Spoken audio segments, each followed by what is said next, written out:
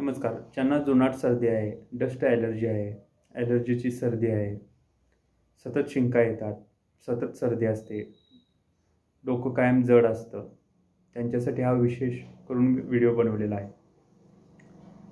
ज्यांना जुनाट सर्दी आहे त्यांना काही टिप्स सांगणार आहे.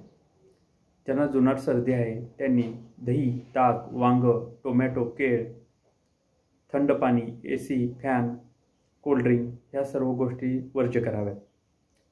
तसेच सकाळी व संध्याकाळी देशी गाईचं तूप दोन्ही नाकपुड्यांच्यामध्ये 2-2 थेंब टाकून घ्यावं.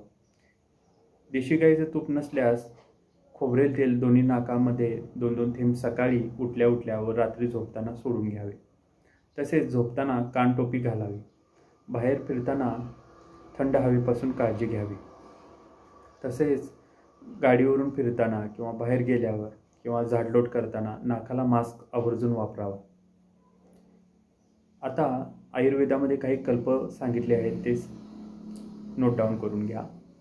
आयुर्वेदामध्ये लक्ष्मीविलास रस, त्रिभुवनकीर्ती रस हे 2 पद्धतीच्या टॅबलेट सकाळी 2 संध्याकाळी 2, तसेच गुडूची घनवटी सकाळी व 2, टोटल 3 ह्या गोळ्या सकाळी 2 व संध्याकाळी 2 घेतल्यास गरम पाण्याबरोबर आपल्याला निश्चितपणे फायदा होईल. तसेच तुलसी अर्क सकाळी 2 संध्याकाळी 2 थेंब 1 वाटी कोमट पाण्यातून घ्यावे.